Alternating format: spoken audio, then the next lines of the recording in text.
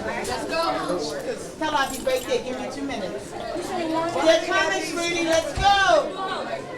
But at the end of the day, I think that we really give them a safe haven and we give them a non-judgmental ear. And I think that's important to our kids, not to be judged and to be accepted for who they are. I want y'all to know where our heart's coming from. Good. Because some people judge us how we look, and when we fail, stuff like that. This year, I'm going to be more positive, come to school on time, and stop leaving school early, you feel me? We done lost a lot of people for real that went up here. Trying to get my grades up, trying to do good for my mother.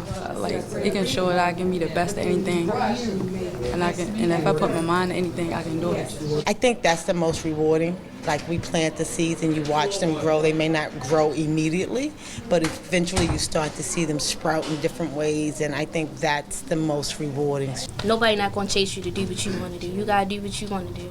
So I just had to motivate myself to come to school, do what I need to do. I had a couple of problems, but now I'm at a better school trying to do better things with my life. I'm at the age when I should be able to finish school about the time I turn 18 and move on with my life, get a job and start from there. And I think they want structure. I mean, they want structure. They want order in their life. Some of them, their lives are so chaotic some days that they want that structure and they want that order. And I think this is where they can come and get a sense of, normalcy and really try to be productive members of society.